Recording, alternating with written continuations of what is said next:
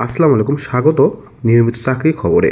আপনারা যারা এনজিও চাকরির প্রত্যাশী রয়েছেন তাদের জন্য বিশাল বড় সুখবর দৈনিক ইত্তেফাক ও বাংলাদেশ প্রতিদিন পত্রিকার মাধ্যমে চলে এসেছে। বাংলাদেশের সুনামধন্য বেসরকারি উন্নয়ন সংস্থা রিসোর্স ইন্টিগ্রেশন সেন্টার রিক এনজিও আজকে 936টি পদের বিশাল একটি নিয়োগ বিজ্ঞপ্তি প্রকাশ করেছে। এই বিজ্ঞপ্তিতে বাংলাদেশ সকল জায়গা থেকে নারী এবং পুরুষ উভয় প্রার্থীরা আবেদন করতে পারবেন। আজকে আমরা জানতে পারবো এই বিজ্ঞপ্তিতে আবেদন শুরু কবে এবং শেষ কবে, আবেদন করতে কি শিক্ষাগত যোগ্যতা লাগবে, কোন পদে কতজন জনবল নিয়োগ প্রদান করা হবে এবং আবেদনপত্র কিভাবে লিখতে হবে, সকল বিষয়ে আশা করি ধৈর্য সহকারে ভিডিওটি শুরু থেকে শেষ পর্যন্ত দেখবেন। প্রিয় ভিউয়ার্স, আপনারা দেখতে পাচ্ছেন দৈনিক ইত্তেফাক এবং বাংলাদেশ প্রতিদিন পত্রিকায় আজকে 1 আগস্ট রিক এনজিও 936টি পদের বিজ্ঞপ্তি। এই বিজ্ঞপ্তিতে সবচেয়ে আকর্ষণীয় পদ নাম্বার হচ্ছে 5, ঋণ কর্মকর্তা। শূন্যপদের সংখ্যা দেখতে পাচ্ছেন 500 জন জনবল নিয়োগ প্রদান করা হবে। মাসিক বেতন প্রদান করা হবে শিক্ষানবিশকালে 34,800 হতে 36,290 টাকা নিয়মিতকরণের আগে এবং স্থায়ীকরণের পরে 37,035 টাকা হতে 38,525 টাকা প্রদান করা হবে। এই পদটি আকর্ষণীয় হওয়ার কারণ হচ্ছে সামান্য এইচএসসি পাশে আপনারা যে হিউজ পরিমাণ বেতন পাবেন এবং শূন্য পদও কিন্তু অনেক বেশি, তাই কিন্তু এই পদটি অত্যন্ত আকর্ষণীয়। শুধুমাত্র এইচএসসি পাশে আপনারা আবেদন করতে পারবেন অথবা সমমান, অর্থাৎ আপনি যদি মাদ্রাসা বা কারিগরি বোর্ড থেকে শিক্ষাগত যোগ্যতা অর্জন করে থাকেন সেক্ষেত্রেও আবেদন করতে পারবেন। তবে ঋণ কার্যক্রমে মাঠ পর্যায়ে 1 বছরের অভিজ্ঞতা থাকতে হবে। আপনার বয়স সর্বোচ্চ 32 বছর হতে হবে। অভিজ্ঞ প্রার্থীর ক্ষেত্রে এখানে বয়সসীমা শিথিলযোগ্য, অর্থাৎ আপনার যদি বয়স বেশি থাকে, আপনার যদি অভিজ্ঞতাও বেশি থাকে সেক্ষেত্রে কোনো সমস্যা নাই, আপনি আবেদন করতে পারবেন। 4 নম্বর পদের নাম শাখা হিসাব কর্মকর্তা। এই পদটিতে সর্বমোট 250 জন জনবল নিয়োগ প্রদান করা হবে। এখানে মাসিক বেতন প্রদান করা হবে 36,400 হইতে 37,970 টাকা নিয়মিতকরণের আগে এবং স্থায়ীকরণের পরে মাসিক বেতন প্রদান করা হবে 38,775 হতে 40,325 টাকা। এ পদে আবেদন করতে আপনাকে ন্যূনতম স্নাতক পাস হতে হবে। হিসাব বিজ্ঞান বিষয় থেকে স্নাতক পাস প্রার্থীদেরকে অগ্রাধিকার দেওয়া হবে। পদে আবেদন করতে আবেদনকারীকে ঋণ কার্যক্রমে অর্থাৎ হিসাব ব্যবস্থাপনায় 2 বছর অভিজ্ঞতা থাকতে হবে। এছাড়াও এমআইএস এবং এফআইএস প্রতিবেদন প্রস্তুতে পারদর্শী হতে হবে। এমএস অফিস পরিচালনায় অবশ্যই দক্ষ হতে হবে।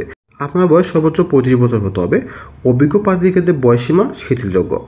3 নম্বর পদের নাম শাখা ব্যবস্থাপক। এই পদটিতে 150 জন জনবল নিয়োগ প্রদান করা হবে।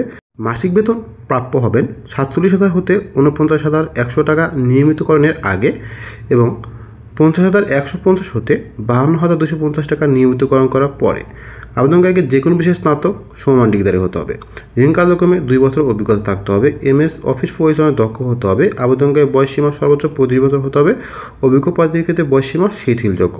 2 নম্বর পদের নাম এরিয়া ম্যানেজার। পদ সংখ্যা 30টি। মাসিক বেতন 59,600 হতে 62,230 টাকা নিয়মিতকরণের আগে এবং স্থায়ীকরণের পরে 63,545 হতে 66,175 টাকা প্রাপ্য হবেন। আবেদনকারীকে যে কোনো বিষয়ে স্নাতক সমমান ডিগ্রিধারী হতে হবে। ঋণ কার্যক্রমে এরিয়া ম্যানেজার হিসেবে 2 বছর অভিজ্ঞতা থাকতে হবে। কম্পিউটার এমএস অফিস পরিচালনায় দক্ষ হতে হবে। আবেদনকারী বয়সসীমা সর্বোচ্চ 40 বছর হতে হবে। অধিক অভিজ্ঞ সম্পন্ন প্রার্থীর ক্ষেত্রে বয়সসীমা শিথিলযোগ্য। 1 নম্বর পদের নাম জোনাল ম্যানেজার। শূন্য পদের সংখ্যা 6টি। মাসিক বেতন 72,000 হতে 75,250 টাকা নিয়মিতকরণের আগে এবং স্থায়ীকরণের পর 76,875 হতে 80,125 টাকা প্রাপ্য হবেন। আবেদনকারীকে যে কোনো বিষয়ে স্নাতক সমমান ডিগ্রিধারী হতে হবে। ঋণ কার্যক্রমে জোন ব্যবস্থাপনা হিসেবে 2 বছর অভিজ্ঞতা থাকতে হবে। এমএস অফিস পরিচালনায় দক্ষ হতে হবে। আপনার বয়স সর্বোচ্চ 45 বছর হলে আপনি আবেদন করতে পারবেন।